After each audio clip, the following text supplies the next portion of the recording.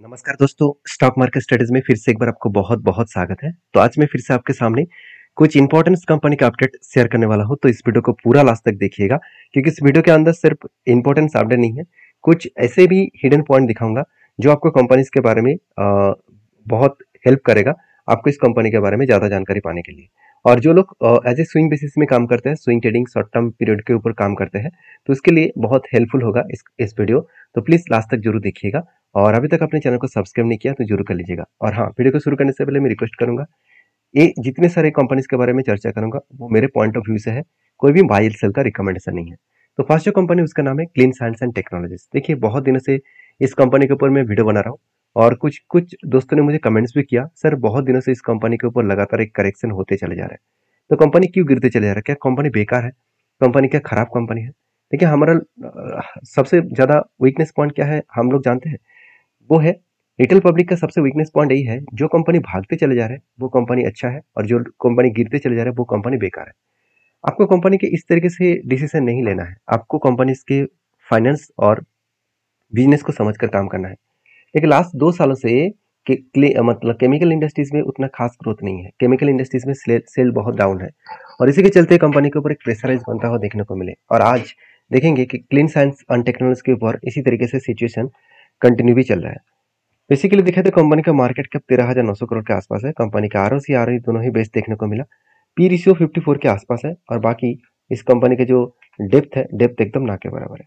तो कुछ point of view से मैं बात करूँ तो कंपनी के ऊपर जो सिचुएशन बना, वो सिचुएशन कुछ इस तरीके से बना, कंपनी के आरओसी आरओई एंड कंपनी के बुक वैल्यू सब कुछ आपको अच्छा दिखने के बाद भी कंपनी में गिरावट का माहौल जारी है।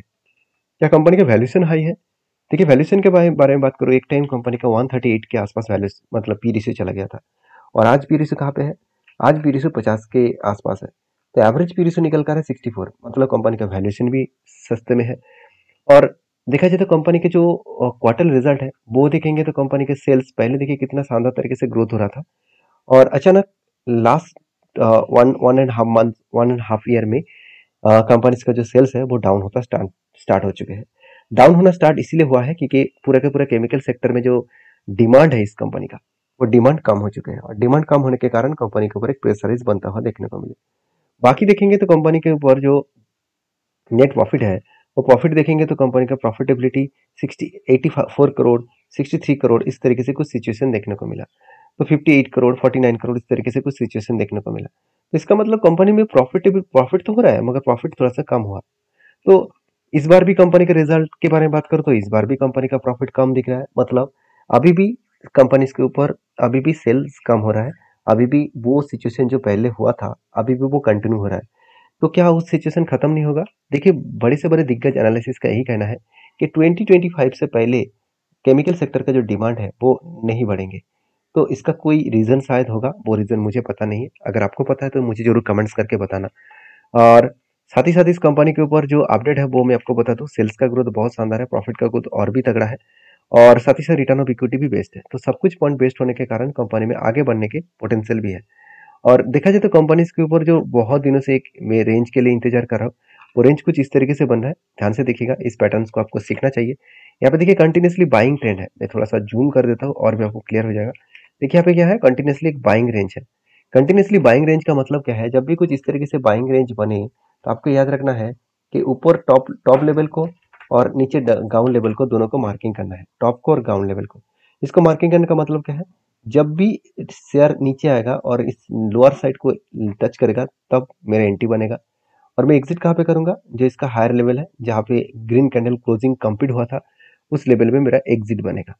मतलब यहाँ पे मेरा बाय होगा और ऊपर में सेल होगा। तो क्या सही में उसका लेवल को टच किया है? देखिए, अभी तक टच तो नहीं किया, मुझे लग रहा है अभी इजीली वो टच करने का चांसेस यहाँ पे होने वाले हैं, क्योंकि जिस तरीके से सेलिंग प्रेशर यहाँ पे बनता हुआ देखने को मिले, और जिस तरीके से एक रेंज को फेस करके वो नीचे आने का कोशिश कर रहा है, मुझे लगता है इस लेवल में कंपनी देखिए बार बार रिटेस्ट करने के बाद नीचे आ रहा है, तो वो नीचे आने का कोशिश करेंगे।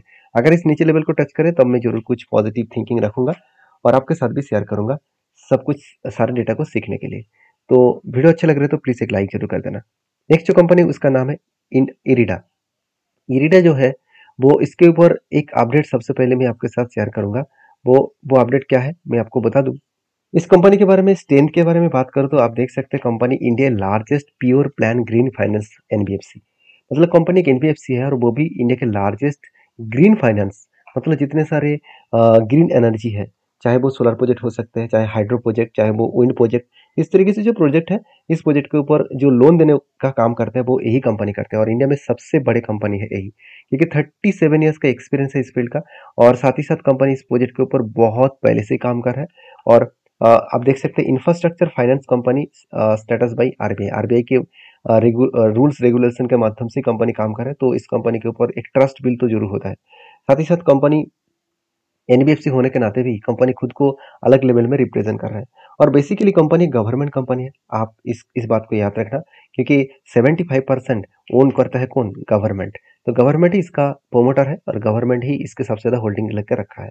तो कहने का मतलब ये है कि देखिए ग्लोबल री इंस्टॉलेशन कैपेसिटी जो है गीगावाट का, वो लगातार लगातार एक हाई लेवल में बढ़ता चले जा रहा है, जैसे solar project, wind project, hydro power and जो बायो एनर्जी है।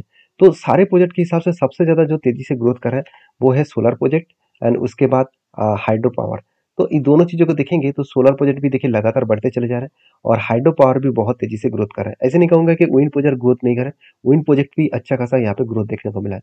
तो सारे प्रोजेक्ट का अगर ग्रोथ बढ़ते रहे तो इस कंपनी का भी ग्रोथ बढ़ेगा, क्योंकि ज़्यादा से ज़्यादा ग्रीन एनर्जी का प्रोजेक्ट बढ़ते रहेंगे तो ज़्यादा से ज़्यादा लोन इस कंपनी के माध्यम से लिया जाएगा और लोन ज़्यादा लिया जाए तो इस कंपनी का ग्रोथ भी बढ़ेगा। तो इरिडा जो कंपनी है इसके ऊपर आप फोकस रखिए, क्योंकि कंपनी अभी भी बहुत छोटे लेवल में काम कर रहा है। कंपनी का मार्केट कैप 45,000 करोड़ के आसपास है। तो जिस तरीके से आईआरएफसी, आरबीएनएल जिस तरीके से ग्रोथ किया है उसी तरीके से मुझे भी इस कंपनी के ग्रोथ देखने को मिला है। तो बाकी देखिए कंपनी का क्वार्टर रिजल्ट में इस बार भी कंपनी हाईएस्ट लेवल का कंपनी का सेल्स मेंटेन किया, एक्सपेंस कंट्रोल करने के बाद कंपनी इस बार हाईएस्ट प्रॉफिट भी जनरेट किया। अभी कंपनीज के ऊपर जो डेटा आपको मैं हमेशा दिखाता रहता हूँ वो है कंपनी के एनपीए। अभी देखिए एनपीए का डेटा अभी नहीं आया, जब आएगा तो मैं आपके साथ जरूर शेयर करूंगा, क्योंकि किसी भी फाइनेंस कंपनी के लिए एनपीए बहुत इंपॉर्टेंस होते हैं, क्योंकि एनपीए ही क्लियर कट आपको एक अंदाजा देता है कि किस तरीके से कंपनी आगे बढ़ पाएंगे। तो बाकी इस कंपनी के ऊपर आपके क्या राय है जरूर कमेंट्स करना। और कंपनीज के ऊपर जो टेक्निकली चार्ट पैटर्न है उसके बारे में बात करूं तो मैं पहले ही बोल चुका हूँ, कंपनी एक रेंज के बाद जब एक जर्नी हुआ था और उसके बाद फिर से देखिए रिटेस्ट करने के बाद एक कप बना और यहाँ पे छोटा सा कप बना, उसके बाद एक शोल्डर यहाँ पे क्रिएट कर चुके हैं। तो कप सॉरी कप के बाद एक हैंडल क्रिएट हो चुका है। तो cup with handle pattern company complete कर चुके हैं। अभी मुझे लग रहा है फिर से एक बार एक हैंडल पैटर्न क्रिएट करेगा। अगर हैंडल पैटर्न कंप्लीट करे तो यहाँ से ब्रेकआउट करने के बाद ऊपर जाने का चांसेस है। तो मैं जरूर इसके ऊपर बुलिश रहूंगा और आपके क्या ओपिनियन है जरूर मुझे कमेंट्स करके बताना। तो नेक्स्ट जो कंपनी उसका नाम है टाटा स्टील लिमिटेड। देखिए टाटा स्टील टाटा ग्रुप के स्टील मैन्युफैक्चरिंग इंडस्ट्रीज में बहुत पुराना कंपनी है। 19 सेंचुरीज में कंपनी स्टार्ट हुआ था और जमशेदजी टाटा ने इस कंपनी का शुरुआत किए थे और इंडिया में सबसे पुराना एंड सबसे पहला एक इंडिविजुअल और प्राइवेट स्टील मैन्युफैक्चरिंग कंपनी है। और टाटा स्टील के ऊपर में ज़्यादा कुछ बोलने का जरूरत नहीं है।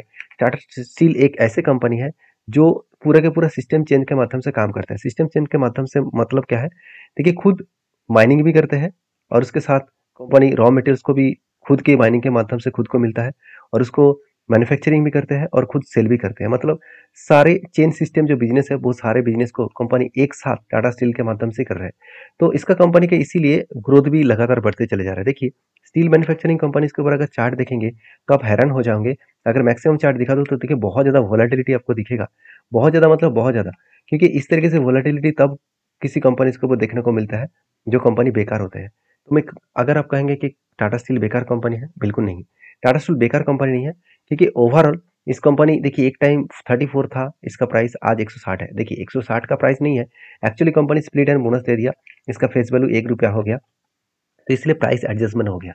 तो स्टील मैन्युफैक्चरिंग कंपनी के ऊपर हमेशा वोलेटिलिटी इसीलिए रहता है क्योंकि ग्लोबली मार्केट के ऊपर डिपेंड करके स्टील का प्राइस मतलब फ्रिक्शन होता है। तो उस बेसिस में स्टील मैन्युफैक्चरिंग कंपनीज के ऊपर इस तरीके से वोलेटिलिटी होते हैं। तो बाकी देखिए कंपनीज के ऊपर जो परफॉर्मेंस वाइज देखा जाए तो कंपनी का जो वैल्यूएशन है उस वैल्यूएशन के बारे में बात करूँ तो कंपनी का पी रेशियो आज हाई लेवल में देखने को मिला। तो बेसिकली कंपनी का जो पी रेशियो है 107 के आसपास चला गया और इंडस्ट्रीज पी रेशियो 118 के आसपास है। मतलब कंपनी एक पीक लेवल में कंपनी काम कर रहा है। क्या इस लेवल से कंपनी करेक्शन हो सकते हैं? अगर मैं इस कंपनी के बारे में डिस्कशन और भी करूँ तो कंपनीज के ऊपर जो इस बार क्वार्टरली जो रिजल्ट आने वाला है, वो सॉरी ईयरली जो रिजल्ट आने वाला है, यहाँ पे थोड़ा सा करेक्शन देखने को मिलेगा, क्योंकि पिछले सालों की तुलना से कंपनी का सेल्स ग्रोथ कम हुआ एक्सपेंस थोड़ा सा ज़्यादा हुआ, जिसके चलते कंपनी का प्रॉफिट नहीं उल्टा नेगेटिव देखने को मिल रहा है। मतलब कंपनी में देखिए पिछली बार जो नेगेटिव रिजल्ट हुआ था उसी का इम्पैक्ट इस बार आएगा। तो क्या इस बार कंपनी का रिजल्ट नेगेटिव आएगा? मुझे नहीं लग रहा कि इस बार कंपनी का नेगेटिव रिजल्ट आएगा। क्वार्टर टू में जो रिजल्ट नेगेटिव आया था उसी का इम्पैक्ट यहाँ पे ईयर ऑफ ईयर बेसिस में देखने को मिल रहा है। तो मुझे लगता है पॉजिटिव ही रिजल्ट आएगा, क्योंकि जो चार्ट पैटर्न यहाँ पे क्रिएट हो रहा है टाटा स्टील का, तो देखिए बहुत शानदार तरीके से एक रैली देखने को मिला। एक पैटर्न वाइज कंपनी के कप हुई धाने पैटर्न सब बना था और ब्रेकआउट करने के बाद रिटेस्ट करके ऊपर गया, तो इजीली वो टारगेट को अचीव किया। कोई छोटे मोटे टारगेट नहीं था, 34% के आसपास टारगेट था। टारगेट होने के बाद देखिए कंपनी ऊपर रेंज को ब्रेक करने के बाद ऊपर जाने का कोशिश कर रहा है। अभी देखिए इतना स्ट्रांगली यहाँ पे वॉल्यूम नहीं है, तो इसलिए यहाँ पे थोड़ा सा होल्ड कर सकते हैं, यहाँ पे टाइम बिता सकते हैं। उसके बाद दो तरीके से सिचुएशन बनेगा, आइदर वो ऊपर जाएगा नहीं तो वो नीचे आएगा। तो आपकी क्या राय है इस टाटा स्टील के ऊपर, जरूर मुझे कमेंट्स करके बताना। और इस वीडियो में अगर जानकारी अच्छा मिल रहा है तो प्लीज़ एक लाइक जरूर कर देना। और हाँ, आप कौन सा कंपनी को वीडियो देखना चाहते हैं वो भी मुझे कमेंट करके शेयर कर सकते हैं। और मेरे वीडियो हमेशा एजुकेशन पर्पस में होते हैं। मैं कोई सेबी रजिस्टर्ड पर्सन नहीं हूँ कि मैं आपको बाई सेल का रिकमेंड करूँ। अगर आपको काम करना है तो सारी चीज़ों को वेरीफाई करके काम करिए। तो नेक्स्ट जो कंपनी उसके बारे में चर्चा करें उसका नाम है एल्कॉन इंजीनियरिंग कंपनी लिमिटेड। तो एल्कॉन इंजीनियरिंग लिमिटेड जो एक 12,000 करोड़ का कंपनी है, पहले एक अपडेट दूं, मेरे पास इस कंपनी का कोई भी हिस्सेदारी नहीं है। सिर्फ एक अपडेट के कारण मैं इस कंपनी का वीडियो आपके साथ शेयर कर रहा हूँ। देखिए कंपनी 2007 में बोनस दिया था, तो कंपनी इस बार भी बोनस देने का अनाउंसमेंट करने जा रहा है। जल्द से जल्द आपको बोनस मिलेगा, क्योंकि कंपनी स्प्लिट एक बार दे चुके हैं, बोनस भी एक बार दे चुके हैं। फिर से एक बार बोनस कंपनी जल्द से जल्द अनाउंसमेंट करेंगे, बोनस और डिविडेंड का। तो उसके लिए इंतजार करना। और वीडियो में अगर जानकारी अच्छा मिले तो प्लीज़ लाइक करना। मिलते हैं नेक्स्ट वीडियो में, तब तक के लिए धन्यवाद।